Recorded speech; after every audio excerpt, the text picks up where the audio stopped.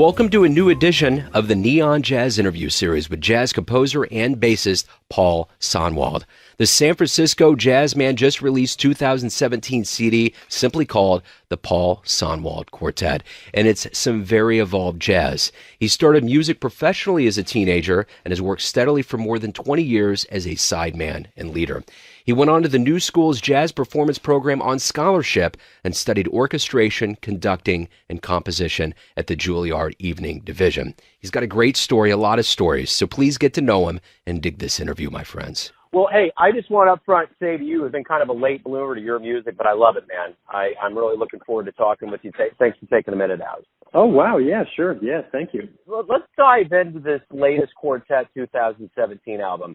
It's a great album. There's a lot of elements of this that are straight ahead, but it just has such a good feeling to it. Talk to me about what you were going for with this album. Well, I had played with Wataru Uchida, the saxophonist, for 17 years, and the pianist Matthew Watanabe had played with for quite some time as well. Really, I just wanted to document our work together as musicians, as a sort of working quartet. I had relocated across the country this past year for work, and so I knew the quartet wasn't going to work as much as we had been. So I just wanted to document the music that I had written for the band and for those for Wataru and Matthew. So let me go back earlier in your life here. Let me start at the beginning and get kind of a timeline of your life. Were you born and raised out there in San Francisco? No, I'm originally from North Carolina. Okay, cool. So talk to me about your childhood. Like, what got you not only into playing the bass, but what music did you listen to that got you into jazz? Yeah. So I can talk about both. And it's actually kind of funny. I'm not sure. I don't make a big deal out of this or say it that much. I've actually only played upright bass for 4 years. Previous to that, I was a guitarist. So I switched to upright bass. So it's a relatively new thing, but I've been playing jazz professionally since I was a teenager. And I originally started on guitar, and I had a guitar teacher who kind of got me into listening to jazz and playing jazz. Got me into listening to Dizzy Gillespie and Charlie Parker and all that kind of thing. So when I was in high school, I was playing in bands, but also put together a little jazz group, and I would write tunes for it. And that's kind of how I started writing. And then when I went to college, I continued playing guitar in a variety of settings and toured with a ska band for a while, and dropped out of school for a little while and did that. And then but I was still always playing and always writing for bands that I was playing with. And then when I relocated to New York City after I finished college, I just kind of continued to write and play, and met a bunch of people, and I would just write for the different situations I was in. So all the music on the album is music that's been written, either usually right before a gig, or something similar. The piece On Thin Ice actually that leads off the album was, I was writing it and I noticed it was snowing outside, and I knew I had to walk to a gig in Brooklyn, and I knew it was going to be slippery out, so that's why that tune is named On Thin Ice. Right on. What musicians did you listen to or albums when you were growing up that blew you away? Definitely the John Coltrane Quartet was huge for me. That was my first album, was Live at the Village Vanguard, and I loved the John Coltrane Quartet. I really loved Freddie Hubbard and all the traditional jazz people. Particularly, I love Woody Shaw, the trumpeter. He's just been a huge influence for me. I also love, trying to think, really kind of everyone. The Miles Davis Quintet, especially the second quintet, was hugely influential, as well as more contemporary people like Tom Harrell. I was a big fan of Tom Harrell and got to see him play when I was in college, and that was really influential. And Terrence Blanchard as well was a big influence, just because I got to see him play and I got to see his band play a lot. Yeah, that's a good list for sure. So let me ask you this: you're a lifelong learner, and you went to the New School. You've been in educational environments for quite a while. Talk to me about some of the advice that mentors gave you that really still resonates with you now as a musician. I think the main thing, and I don't remember who said it, but definitely gotten, this is overall general advice I've probably gotten from every single teacher I've ever had, is that like music, especially in our culture and society, is something that you do in spite of your circumstances rather than because of it. So, you're not going to be in a situation where, you're just going to be given lunch to just sit around and create music all day. Like that doesn't happen, right? Like, even if you are in the fortunate position of being able to do your original music, like you need to run it like a business, and you need to, book shows and all that kind of thing. And, all the work that, as takes just as much time as working on the music and all that kind of thing. So I think, all my teachers were just very clear about like the business, how hard the business side of music was, but, also how important it was to take care of the music side and the playing side and the musicianship side.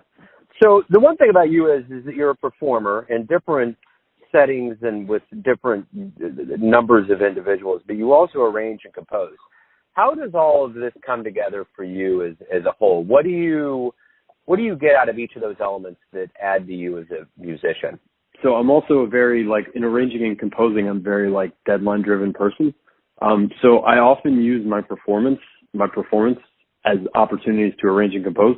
So, for example, I used to play with a big band at Swing 46 in New York every week, and I would write charts for the band. I would write charts for the big band and give them to the band leader, and he would let us play them. And that was really great. I was just playing swing rhythm guitar in the band at the time, but it was just a great opportunity to write for the band.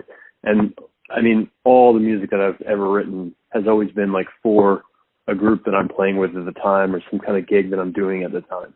So it's really important for me to have both. I don't really do well writing music in a vacuum. I do much better just writing it for to be played, For more than 20 years, you've been a sideman, a leader, arranger, composer. You've been around the world playing music. How do you feel about your path up to this point, your career, so to speak? I mean, I feel like it's been good. I've certainly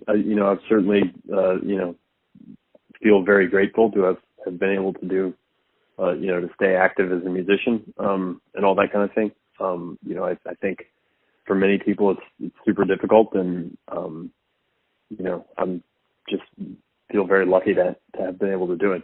So what's your future look like? What do you want to see happen? Say we talk in 10 years from now. What do you want to see transpire from here? I'd like to do some recorded work because this is my first album as a leader. I've done stuff as a sideman in the past, but this will be my first thing. This is my first album as a leader, and featuring all my own music. I'd like to do stuff for larger ensembles, which I've done a lot of. I've arranged a lot of my music for big bands and played with various big bands and things. But I'm not necessarily saying that I want to do a big band project, but I would love to do a project that had a wider palette of colors from an arranger's perspective.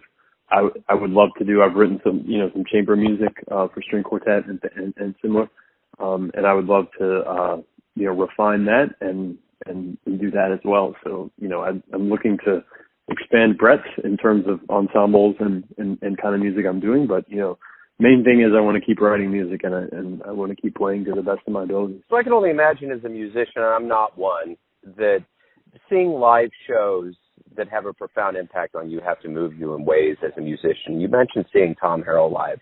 What did a show like Tom's show do to you to motivate you as a musician? I also am a really strong believer in like going out to see live music when I'm not working, just because A, it's so inspiring to me, and B, it's so essential for us as musicians to support each other. So I go to all my friends' album release parties and things like that. I go to jam sessions that people host and stuff like that because if I don't have a gig myself, because I just think it's so important to support your local scene wherever you are.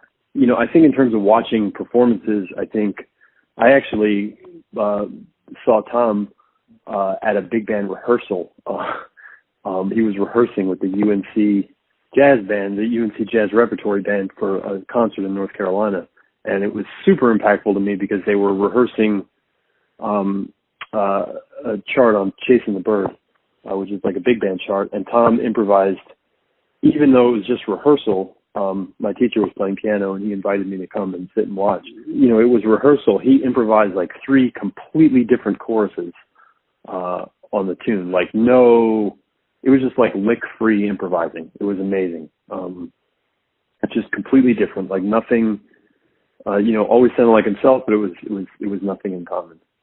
And that was just so impactful for me to watch, a true artist, which Tom definitely is, do that. And certainly also influential is Maria Schneider, who's my favorite composer. Her big band has just, brought me to tears a lot of times, over the years, just with the way they play and the way she writes and the whole experience of it is incredibly moving. So let me get a little fantastical here. If you had a jazz DeLorean and could go back in time to see anybody in the history of jazz, who would you want to go see? Where would you go? That's a hard one. Maybe Mingus at Antibes or Antibes. I don't quite know how to pronounce that. With Bud Powell sitting in on piano, and Ted Kirsten on trumpet, and Eric Dolphy.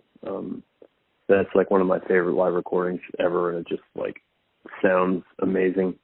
But, I'd also love to go back and hear Buddy Bolden play, like in New Orleans. And, I think that would be amazing as well. So, I could give you like probably 5 different answers as, somewhat of a jazz fanatic. I think we,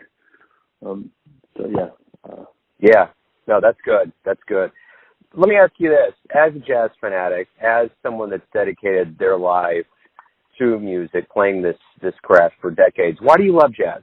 It's a great question, and I'm not sure if I have a great answer for it. I've always, it's one of those things that I've just always been hooked by. Like, I heard the John Coltrane Quartet with, Elvin Jones live at the Village Vanguard, and then I heard Miles Davis and Tony Williams, and I got the bug, and it's just been with me ever since. I just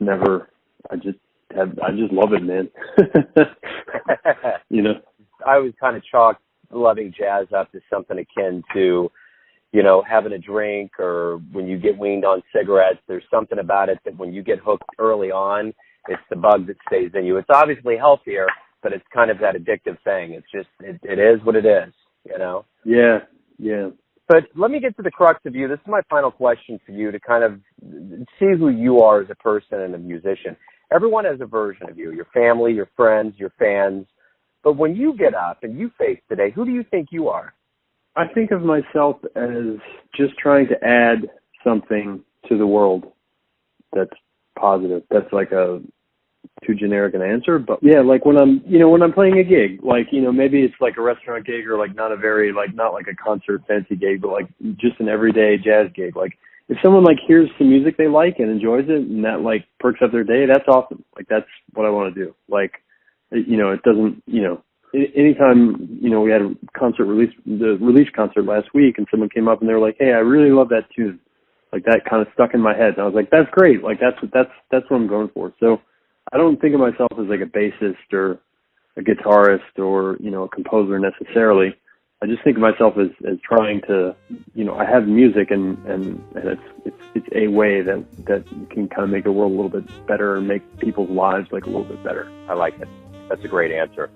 Paul, thank you for opening up about the album. Again, I love it, and thank you for taking some time out to talk about your jazz life. I appreciate it. Yeah, no problem, Joe. Thanks for listening and tuning in to yet another Neon Jazz interview, where we give you a bit of insight into the finest players in San Francisco, Kansas City, and spots all over the world, giving fans all that jazz. And thanks to Paul for his stories, his music, and all that cool. If you want to hear more interviews, go to Famous Interviews with Joe Domino on the iTunes Store. Visit neonjazz at youtube.com, and for everything Neon Jazz, go to the neonjazz.blogspot.com. Until next time, enjoy the jazz, my friends.